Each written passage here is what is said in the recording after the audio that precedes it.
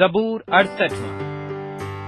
خدا اٹھے، اس کے دشمن پراگندہ ہوں، اس سے عداوت رکھنے والے اس کے سامنے سے بھاگ جائیں۔ جیسے دھواں اڑ جاتا ہے ویسے ہی تو ان کو اڑا دے، جیسے موم آگ کے سامنے پگھل جاتا ہے ویسے ہی شریر خدا کے حضور فنا ہو جائیں۔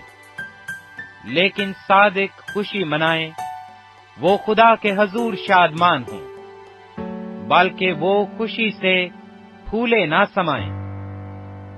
خدا کے لیے گاؤ، اس کے نام کی مدح سرائی کرو، صحرا کے سوار کے لیے شاہراہ تیار کرو۔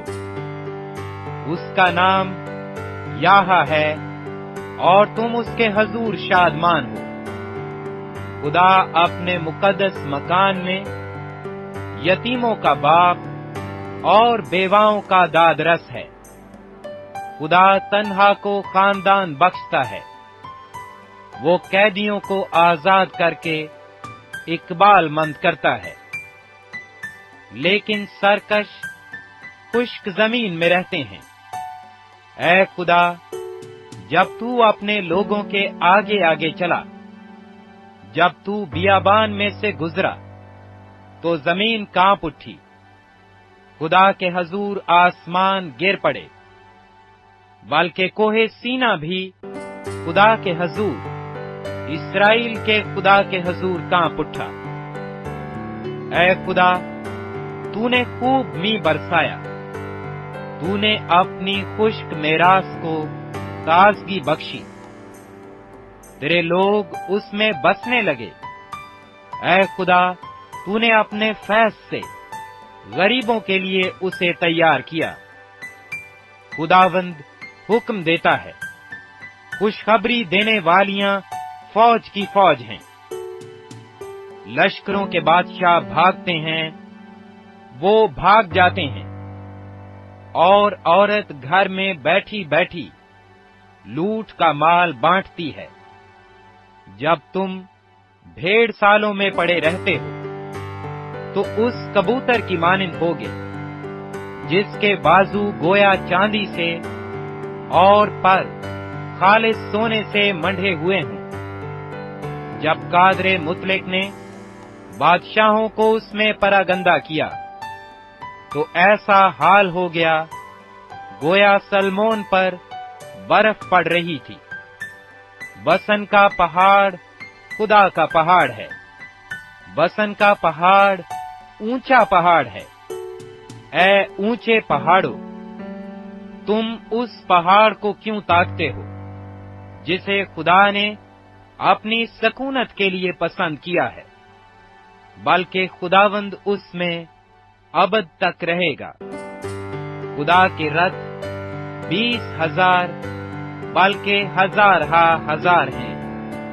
خداوند جیسا کوہ سینا میں ویسا ہی ان کے درمیان مقدس میں ہے۔ تو نے عالم بالا کو صعود فرمایا، تو قیدیوں کو ساتھ لے گیا۔ تجھے لوگوں سے بلکہ سرکشوں سے بھی ہدیے ملے، تاکہ خداوند خدا ان کے ساتھ رہے۔ خداوند مبارک ہو جو ہر روز ہمارا بوجھ اٹھاتا ہے، وہی ہمارا نجات دینے والا خدا ہے۔ خدا ہمارے لیے چھڑانے والا خدا ہے، اور موت سے بچنے کی راہیں بھی خداوند خدا کی ہیں۔ لیکن خداوند اپنے دشمنوں کے سر کو اور متواتر گناہ کرنے والے کی بالدار کھوپڑی کو چیر ڈالے گا۔